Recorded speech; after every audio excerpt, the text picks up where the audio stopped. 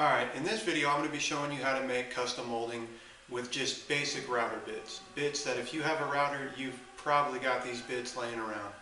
So let's get started on that.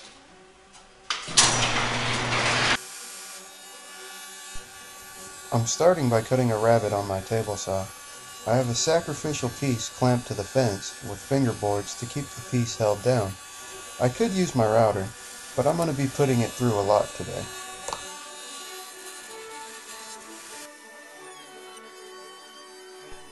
Now I am cutting a chamfer on the opposite side of the rabbet, leaving about a 1/16 of an inch of material between the chamfer and the rabbet. This will help ease into whatever I decide to frame.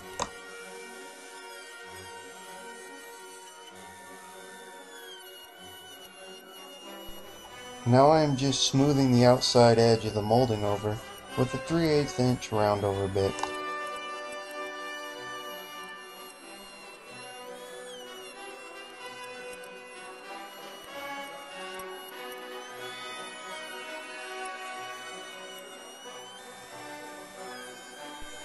So now that I have a nice inside and outside edge, it's time to start bringing it all together.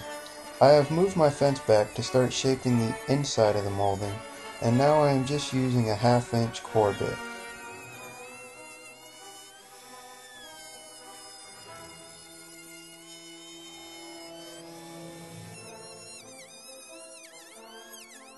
I have flipped the board around so that the opposite side is against the fence, and now I am running a 1/2 inch straight bit through to clear some room for another bit to run inside.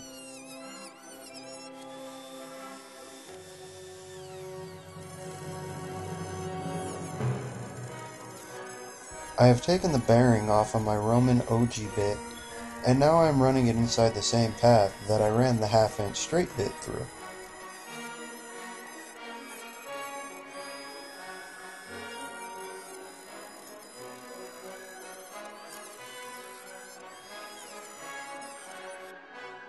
Here is a quick look at the result that I got. It looks nice, but it'll need a bit of sanding to clean things up and break all the hard edges.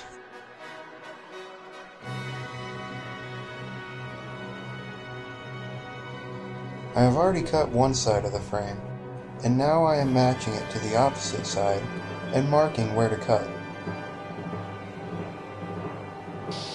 Now I am cutting to the waist side of my line just in case I have to come back and clean things up to make sure my two sides are exactly matched. If you would like to learn how to make a simple but accurate miter sled for your table saw, click the link.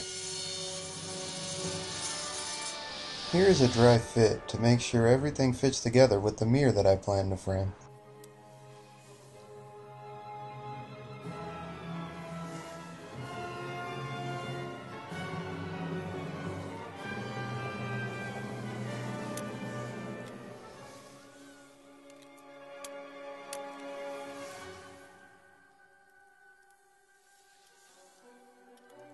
Now it's time for the glue up.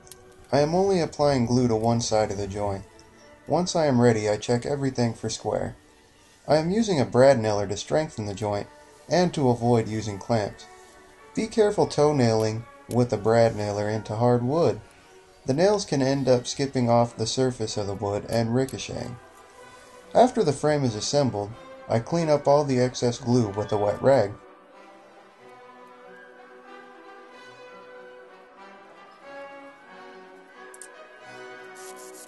Now it's time to sand everything down and clean it up. I couldn't find anything to match this custom profile I created, so I am sanding everything by hand. And with enough patience, you can get rid of the burn marks caused by moving your piece across the router at inconsistent feed rates.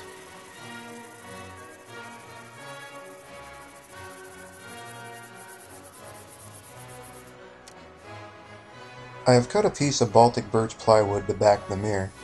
I am securing it with those little swivel things you see on the back of picture frames. I'm not sure what they're called, and neither was the lady at the craft store, but luckily she knew exactly what I was talking about.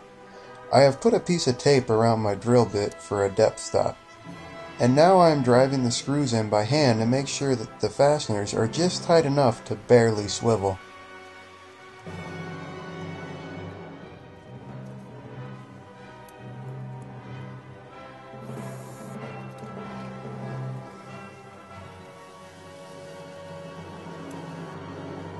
here's a quick look at the finished project. If you like my videos, then please subscribe. There should be a link down here somewhere. And most of all, leave a comment. Let me know what you think. Let me know what I could do to improve what I'm doing. And share the videos. Maybe you know someone that enjoys woodworking. Maybe you enjoy woodworking yourself. And click on the links. Have fun.